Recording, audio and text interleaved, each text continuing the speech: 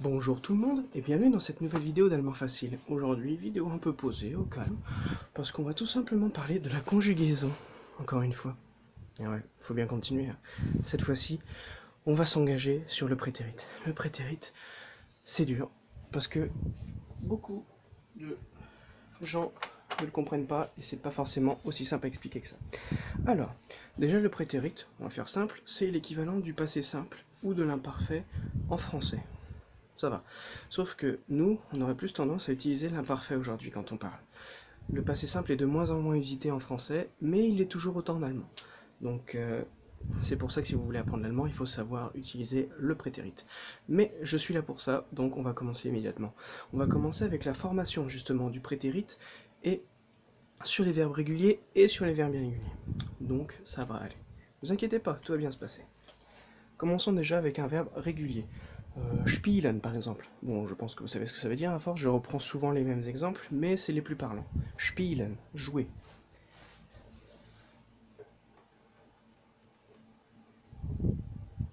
Spielen.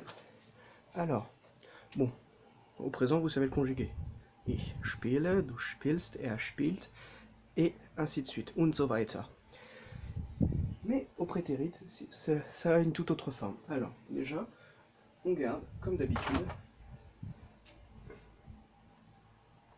le radical. Donc ici, spiel. Donc ici, jusque-là, pas de problème. Mais c'est ici que nous verrons la différence entre justement le présent et le prétérit. C'est que celle-ci, du moins ce temps-là, a besoin d'un T supplémentaire lors de la conjugaison. Donc ça donnera ich spielte, et les terminaisons restent les mêmes qu'au présent. Ich spielte, du spieltest, er spielte, wir spielten, er spieltet, sie spielten. Alors vous avez sans doute remarqué que je n'ai pas dit er spieltet, tout simplement parce que au prétérit, les terminaisons ne sont pas E, S, T, T, E, N, T, E, N. Ça c'est pour le présent. Et pour le prétérit, ce sera rien, ST, rien, EN, T, EN. Alors, rien, enfin, après, quand la prononciation est plus facile, évidemment, on ne dit pas ich spielt, non, ich spielte. Et en général, quand on met l'ensemble vide, donc ça s'appelle un ensemble vide, pour dire qu'il n'y a rien, et ben en général, c'est un E qui va à la fin. Sauf pour certains verbes, mais en l'occurrence pour celui-ci, ça sera comme ça. Et pour machen aussi, ich mache, au prétérit ça fera ich machte, et er macht donnera er machte, et pas er machtet. Alors, là vous avez là, rien qu'avec ce verbe et cet exemple-là, vous pouvez conjuguer vos verbes réguliers au prétérit. Tout simplement. Alors par exemple, faisons une petite phrase d'exemple. Je sais pas, gestern spielten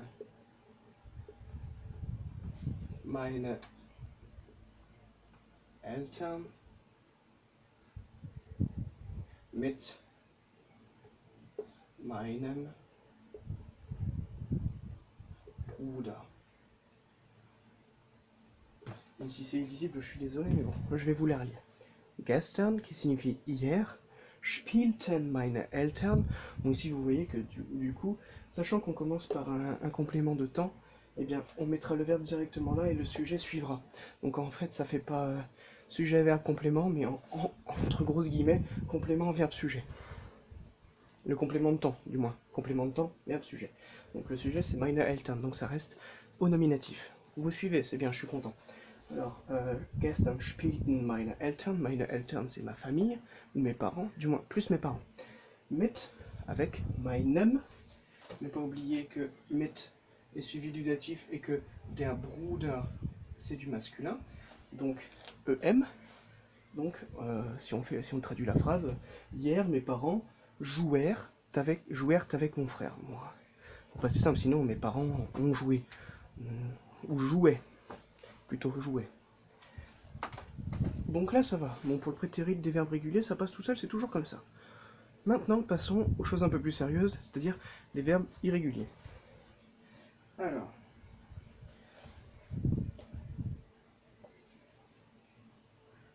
Mhm.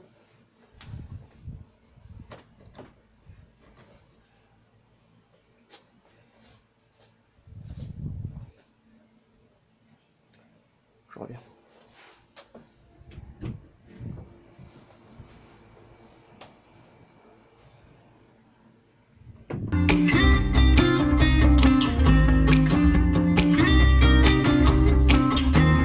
C'est mieux.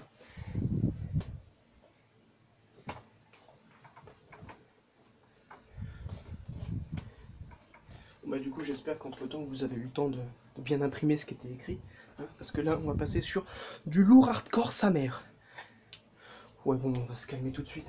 Bon, par exemple, prenons le verbe helfen. Oh non, quoique. Helfen, vous le connaissez sans doute, ça veut dire aider. Mais bon, c'est un verbe irrégulier.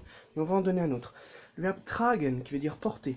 Porter, ne serait-ce que porter des vêtements ou porter une charge, par exemple. Donc, tragen. Tragen.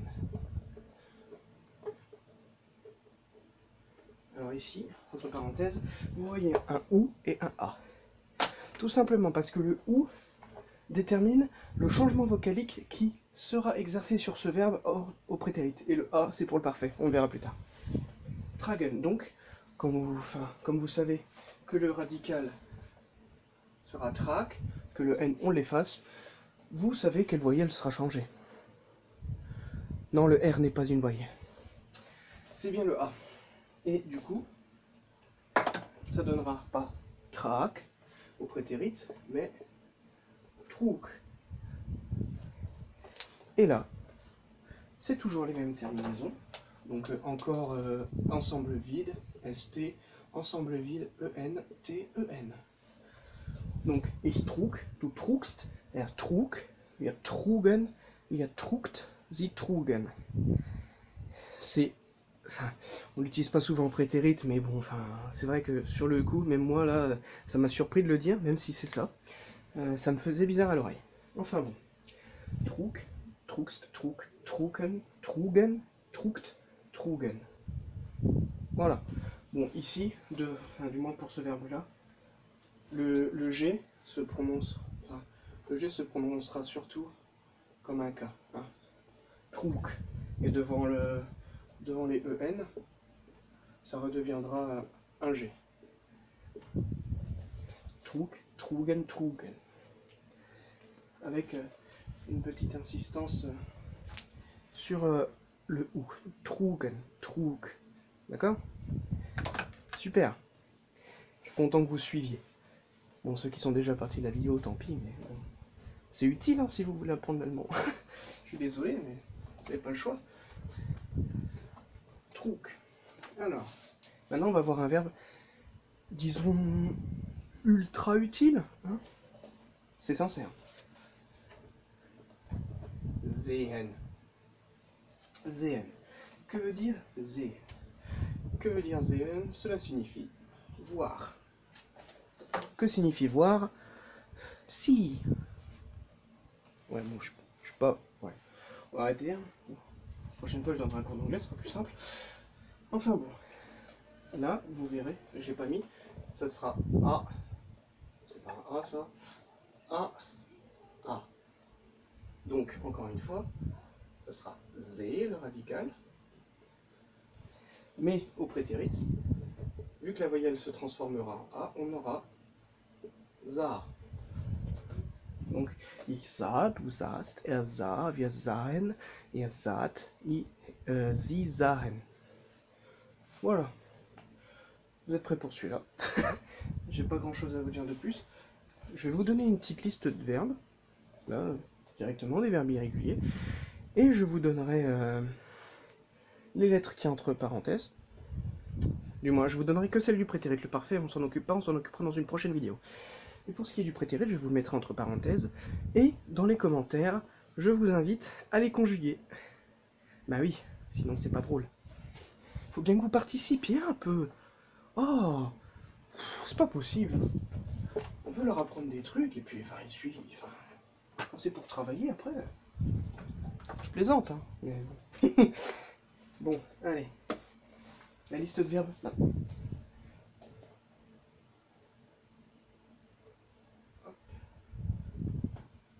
helfen. On donne la traduction à côté. Aider. On ne fait pas attention au fait que j'ai mis une majuscule à trinken. Normalement on n'en met pas, mais pour... je suis habitué, mais normalement on n'en met pas. Comme pour helfen, j'ai pas mis. Bon. C'est quoi, au lieu de chercher des excuses, hein, on va corriger. Trinken, boire. Mais ça normalement vous le connaissez déjà. Alors.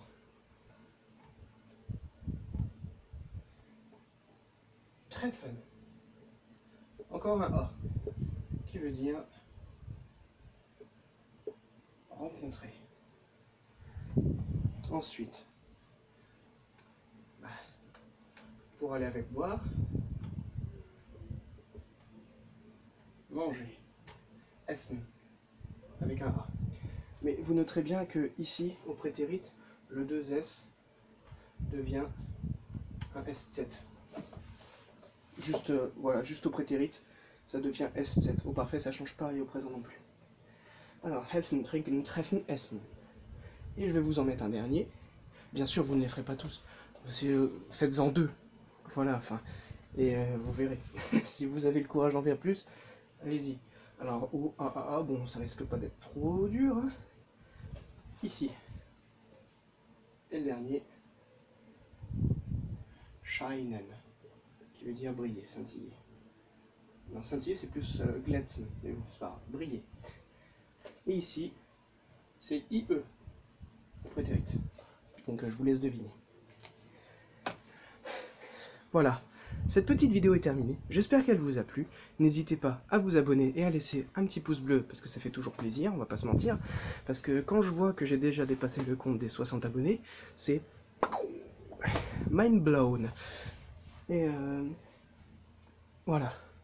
J'espère que vous vous amusez bien en ma compagnie, parce que c'est vrai que l'allemand est une langue assez compliquée à apprendre, et que souvent les profs sont très rébarbatifs et chiants, on va pas se mentir. Bon, j'ai eu la chance d'avoir des profs qui ne l'étaient pas du tout, qui n'étaient pas chiants, ni rébarbatifs, ni rien, mais je sais que beaucoup de gens abandonnent l'apprentissage de l'allemand, ou même évitent carrément l'apprentissage de l'allemand, justement parce que les professeurs sont jugés comme des nasillons, des nasillons pervers et sadiques, ou alors que justement les profs n'ont pas la pédagogie, entre guillemets pédagogie.